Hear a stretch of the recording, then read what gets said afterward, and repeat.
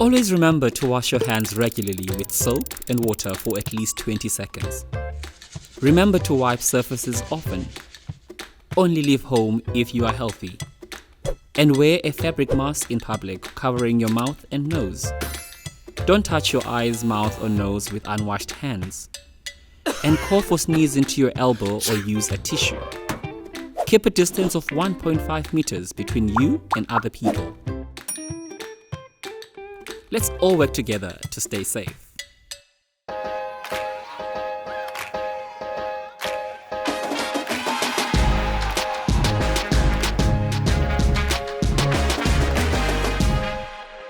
Eli culo liqanjwe ngumqambi owaziwayo ogama linguHandel, laze laguqulelwa kwisizulu ngugqirha uSam Shabalala.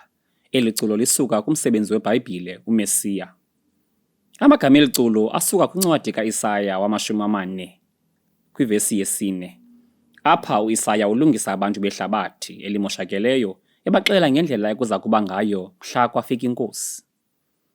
Usebenzisa indalo ukudlulisa lo myalezo wokuba amahlwempu nabantu abangabonelwa ntweni baya kunyuswa, abanekratshi kwaye bezibona bengcono baya kuthotywa, abangenanyani baya kufundiswa inyaniso nentembeko. Ilizwi letinara epholileyo lilo elilungele ukucula le ngoma, ukuze likwazi ukucula the melismatic passages ngolwimi lwasemzini. Ii-melismas ngamagqudu omculo amaninzi agxininisa kwisikhamiso esinye segama. Masizame ukucalucalela le ngoma, sincedisane namalungiselelo. Le ngoma yohlulwe kabini.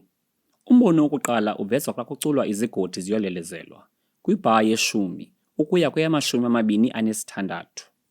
Umbono wesibini ufumaneka kumgca othi kuqonde ngqo, kulolongwe konke, uqala kwibha yama-27 ukuya kwibha yama-41. Kusetyenziswa amagama kule ngoma ukudlulisa umyalezo ochaza ca ukuba yintoni kanye yenzeka apha. Amagama anjengo kuqonde ngqo, ziyolelezelwa, kulolongwe konke. Kwibha ye-10 xa kuculwa izigodi, kuqalwa izantsi, kodwa xa kusithiwa ziyolelezelwa siyibona ngokunyuka ingoma ukususela kwibha ye-15 ukuya kwibha ye-19. Kwibha yama-24 ukuya kwibha yama-26 siboniswa iintaba zisehliswa. Umqambi nalapha usebenzisa ukuhla kwamagqudu omculo. Umculi kufuneka acule ngononophelo, ilizwi alibeke kwindawo elungileyo.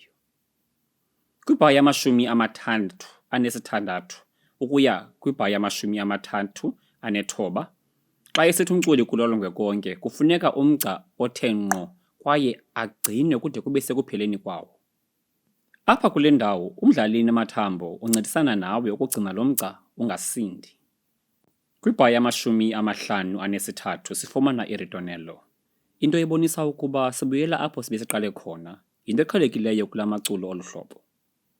Iritonello le ithetha ukuba umculi angayihombisa ethanda le ngoma apha, kodwa lo mhombiso kufuneka aziqhalisane nawo phambi kokuba akhwele eqongeni. Xa ndivala, kubalulekile ukuba uphefumle kakuhle kule ngoma, kwaye uthathe umoya owaneleyo ukuze ungaphelelwa ngomoya usacula. Ndininqwela impumelelo kumalungiselelo enu kweli culo.